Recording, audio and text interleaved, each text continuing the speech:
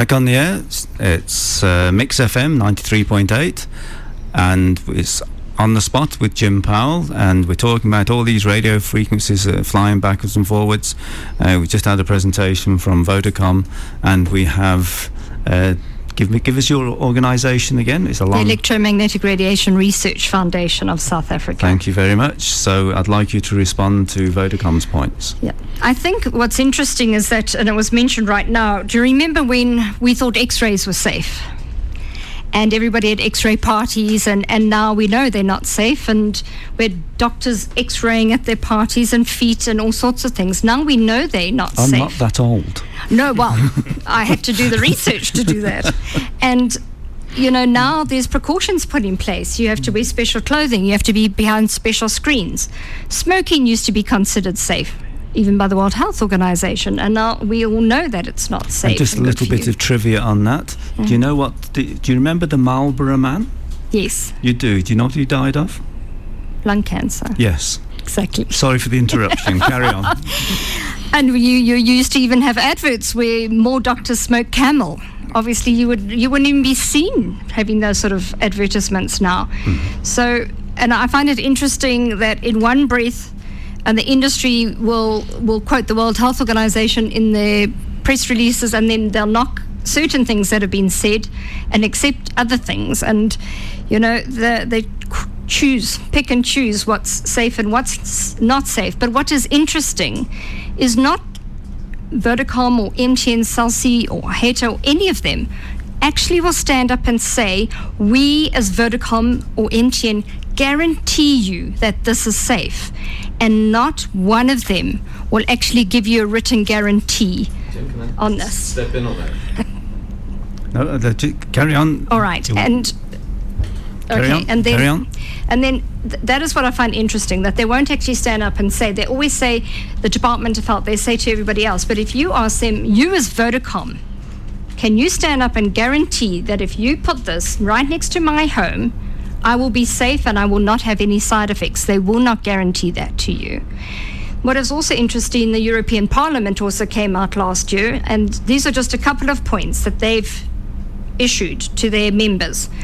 Put in place information and awareness raising campaigns on the risks of potentially harmful long-term biological effects. Let's go to that word again, biological effects on the environment and on human health, especially targeting children, teenagers and young people of reproductive age.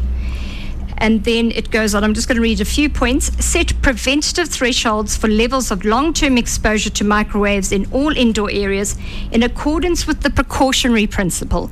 We're not adhering to the precautionary principle at all in this country. Not exceeding 0.6 volts per meter, and in the medium term to reduce it to 0.2 volts per meter. Then introduce clear labeling indicating the presence of microwaves or electromagnetic fields, the transmitting power or the specific absorption rate of the device, and any health risk connected with its use.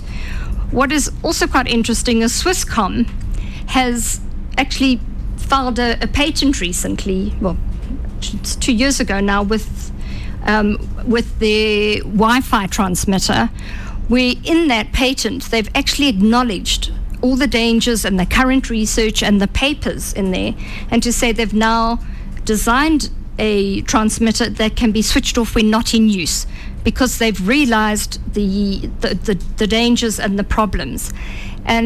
And that's quite refreshing, that there's a telecom company who's working with public health and is concerned about it. But how could you switch off a cell phone mast? Because the thing is that it's 24 hours and you're expecting the communication. Yes, but in Switzerland what they've done is they've lowered the level very low, and it's been monitored all the time.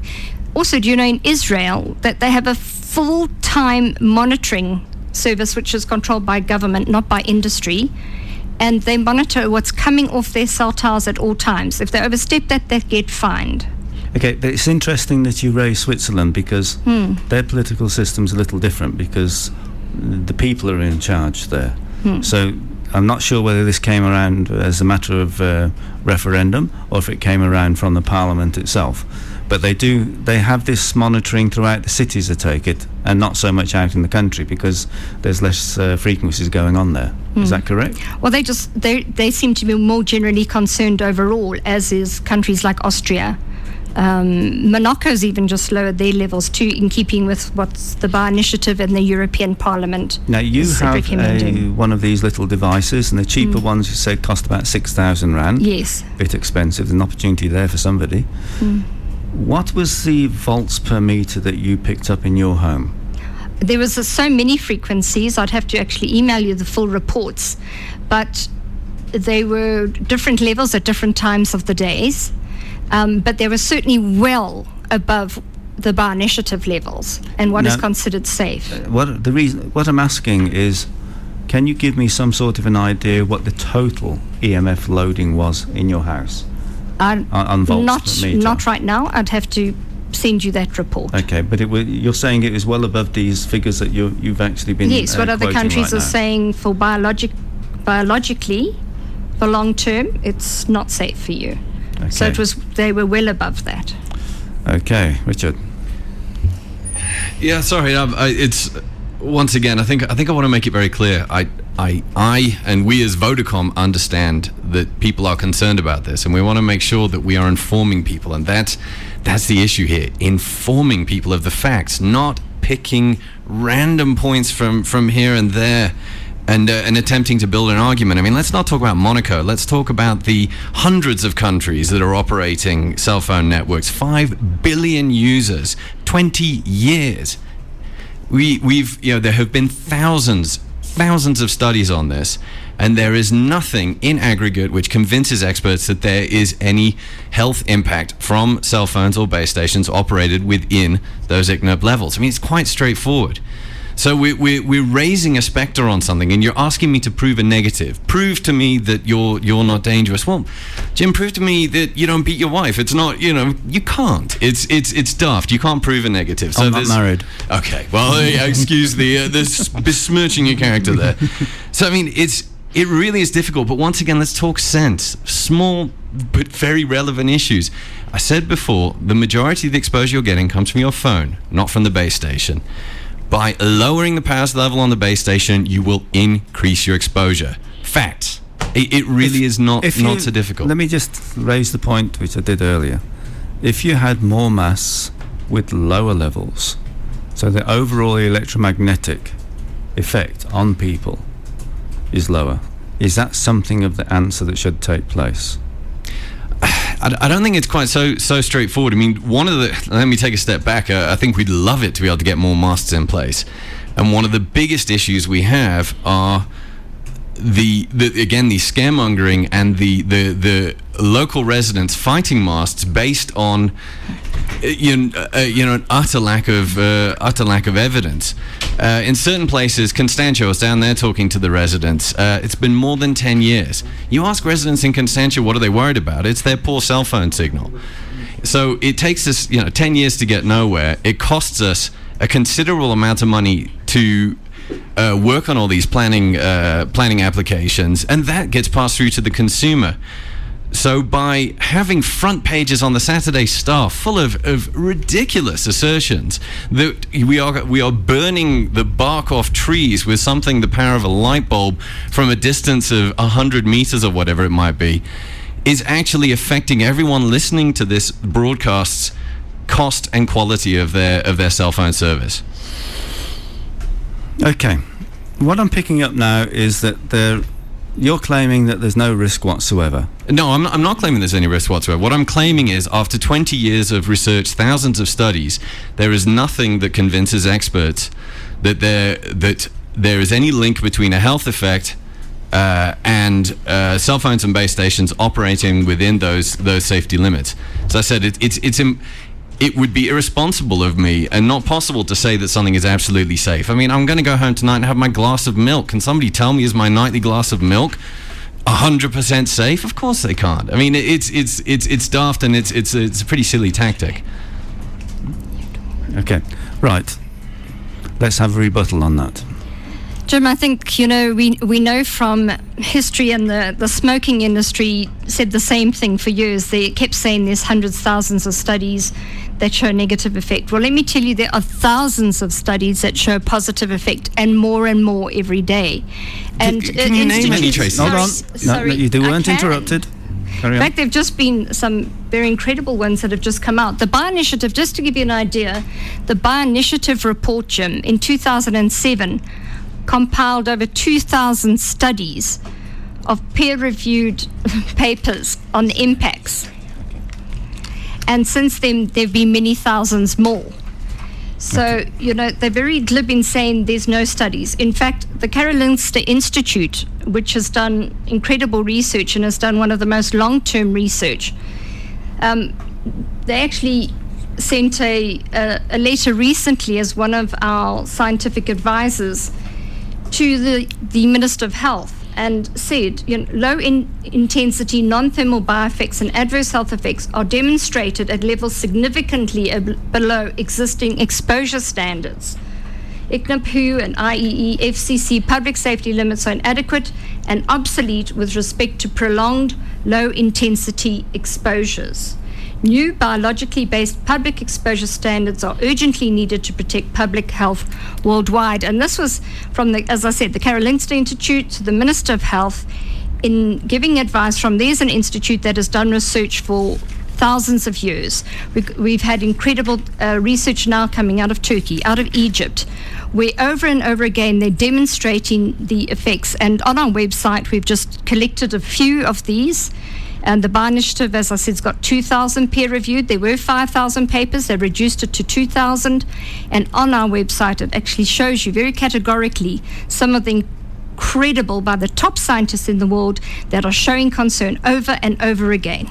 Okay, we've got a call that's just come in, but before I take it, I just want to find out if you give all of this information to Vodacom, are you willing to answer it on a point-by-point basis? I think. Let me take a step back. That we do this all the time, every day. We're looking at all this research. We don't want to be caught out on this. I'm asking a specific question now. This organisation is going to put forward information through to Vodacom, and will you answer it point by point? Jim, I think once again we need to be very clear here. You're comparing an organization nobody who's listening to this has heard of, the Bioinitiative, who have randomly picked some studies that they say prove something against things like the World Health Organization, against things like the British Cancer Society, against things like the Australian Cancer Society. I mean, it actually beggars belief that we are putting these on the same level. Yeah, the short answer to my question is that you won't.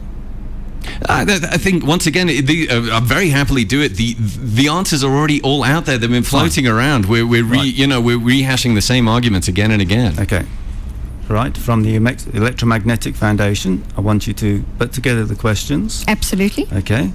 I want you to send it through to Richard. I want you to copy it through to me. Okay, and we're going to do a follow-up on that. Let's just take this guy who's been waiting a little time. Hi, you're on Mix FM. Good evening. Your name is? John. Okay, John. And what input would you like to make? I was listening to the people talking about the Bioinitiative report and quoting it as a credible study. And it sounds like someone needs to put the facts on the table. The Bioinitiative report was written by 14 scientists, lobbyists, and promoters. Who generally is considered to be part of a fringe society that are very alarmist. Cindy Sage, who wrote the introduction, is not a scientist. She sells herself as a consultant, and as a matter of fact, when she wrote the introduction, she said something to the effect that scientists do have a role, but it's not exclusive and other opinions matter. Most international organizations on RF research have mocked the Bioinitiative report as completely nonsensical. This includes the Health Council of the Netherlands, Australian Centre for Radio Frequency Research, the European Commission on EMF, the IEEE, who represents the engineers, the German Federal Office for Radiation Protection, and so on. The Bioinitiative report really is just a fringe document that's being put up against, I think it's Richard, We spoke about thousands of studies that are published by the World Health Organization for everyone to read. And we can't compare the two. The BI initiative is not peer-reviewed. Its recommendations are much lower levels, which they can't substantiate. But really, at the end of the day, it's written by a few alarmists. Well, okay. Can you give us a bit of your background? 'Cause obviously, you've got a lot of knowledge here. I'm a radio frequency engineer, and very much like the ICASA person, I work in the industry. I used to work in the industry doing radio frequency testing. And currently? Currently, I'm a consultant to an audiovisual environment. Okay, which company? I'm not too sure if I can give a name, but it's a group of audiovisual shops. Audiovisual shops, okay. Yeah. All right, so your feeling right now is that the information that's being put forward, shall we say, if I can put it that way, against the cell phone companies is not relevant? It's always relevant. Any research should be read in its complete form, and then you should look at all the recommendations that come out of that. I think Tracy said thousands of studies have shown that there are problems. I don't think there are thousands of studies. As a matter of fact, I tend to read very many of these studies, and I've not read a single study that actually said there is a definitive problem. The information that came out last year that EMF can be possibly cancer-inducing was probably the most to the point research that we've seen, and there, as I think it was Richard said, it's at the same level as eating vegetables or frying food in your kitchen. Okay, well, thank you very much. It's good to have somebody calling in. Thank you, and we will obviously have a bit of a reply coming from our electromagnetic people. And thanks and good night. Thank you. Okay. Yes, right. Tracy. Yes, obviously there is always going to be these two sides of the debate, but what we say again is, if there wasn't cause for concern, why have we got other countries putting in much lower levels? Why have we got people like Swisscom being concerned about it and stating they're concerned? Why did we have the Ecolog T-Mobile study from Germany that was translated, where that's an industry study that was then openly came out into the market, where it stated there is cause for concern, that there is long-term biological effects. Why would we have the European Parliament coming out with all these recommends last year and what they feel that their member states should be doing?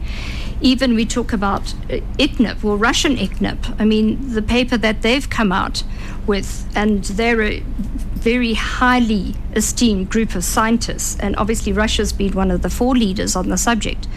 They're very concerned. They said they've seen a 64% growth in the number of blood disorders and immune status disorders, a 58% growth in nervous disorders, and the number of patients aged 15 to 17-year-olds having consultations and treatments due to CNS, central nervous system disorders, has grown by 72%.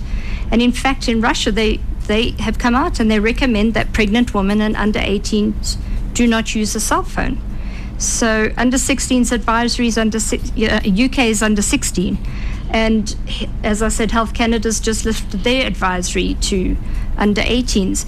So as I said, here's another country, Russian ICNIP, their guidelines are saying there's definitely cause for concern. But what I'm picking up here is that the government isn't coming in on this and setting up a credible commission to say, organisations such as yourselves, the market players such as Vodacom, the other providers as well, ICASA coming in and saying, well, this is what we're doing, and these are the monitors are taking place. If they put monitors all around the place, they pick up the actual levels of volts per meter. They then monitor what's happening to the health within the area, compare it nationally. All that sort of thing can be done. It's obviously going to cost an amount of money, but if the figures that you're giving through to me are definitely a cause for alarm, and I take the point from Richard in Vodacom. He said it's not proven, okay? And this thing about having the you said it was a precautionary note from the EU? Yeah, the precautionary principle, which as in South Africa, we are meant to adhere to this in our constitution. We have the precautionary principle, and we're not adhering to it. Okay. It hasn't been proven safe. So right now, until it can be proven safe, we should be putting in some guidelines to protect people. Right, okay. And the guidelines we need to take is from the research overseas. Yes. A caller that came in made some points to say, well, it's not really that important, but the information that you've given to me just now shows it's worthy of consideration. I believe that we've got to get involved to actually measure what's happening and to get a real study going to show exactly what the effects of the cell phones are. Because you've raised the point, Richard, that there's lots of studies that have come out which have shown that there's no effects. Here we have the organisations that have been mentioned, where I'm picking up that these are credible as well. And I think that the service providers should start pushing to get a commission together as well, so that everybody gets together. It's chaired by the government to make sure that all of these concerns go into an organisation and they start coming out with it. We're just about out of time. I'm going to always give the ladies the last word. Richard, it's with you first. This is actually very frustrating. I'm sitting here wringing my hands slightly because it is such a difficult topic, and I get very frustrated again at the partial arguments, at the insinuations. The European Parliament, simply untrue.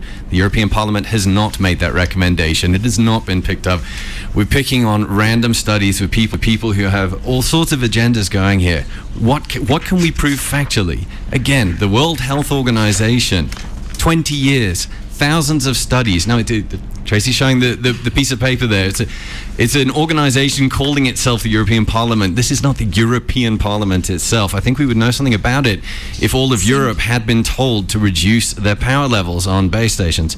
So I'm frustrated by the quality of the argument. I'm frustrated by the fact we're ignoring the main points here, which are EMF is in our lives from everything under the sun, including the sun.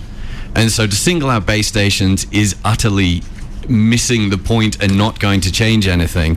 That third point being the cell phone is where you're getting your exposure, not the base station. If you want to reduce your exposure, that's where you need to look. So it's very frustrating because I spend every day fending myself off against people upset about the quality and the price of their service, and this affects it. Well, why don't you just simply agree to an organisation, a commission to be set up, where you, instead of arguing at a distance, you guys can sit down with the community people and all and ICASA, etc., so you can go through all the information that's available, so you're not shouting at a distance. That's the reason why we're in here today, because we're shouting at a distance, and get it together so that we can reduce significantly any sort of potential health risks. And I want to put it that way because of the argument you put forward, but thank you for your closing argument. Louis, tell us about ICASA. Yes, Jim, I also just want to mention the fact that we at ICASA, we measure with our monitoring. It's just the electromagnetic field. There's a lot of issues around it when it comes to the radiation. So we only monitor for license conditions. Yes, you're a technical thing. So we just on the technical side, on that side. I understand the issue with exposure on human flesh. But your information would be important if a commission is set up. We as an authority will be able to have technical input. Yes, into that, yeah. Okay, thank you very much. Tracy? I think at the end of the day, you're right. This is what we need, is we need an independent committee to analyze what's happening overseas, what other countries are putting in place, what other guidelines are being used. You know, we have got many service providers in this country, and they are all rolling out identical stuff on top of each other, layers upon layers. And we need to start taking cognizance of what have been the results of that. What has increased in this country over the last 15, 16 years? And have a look and see, is there some trends happening from a health point of view, you know? And I do believe we do need to form a committee and that can look at this and that's totally independent. Right. First thing is to get the monitoring going. Yes. That's what's required. Thank you all. We're going a bit over to 7 o'clock. And thank you all for being in the studio. And we'll be seeing you. Don't forget, it's Tuesday next week. It's not Monday with On the Spot.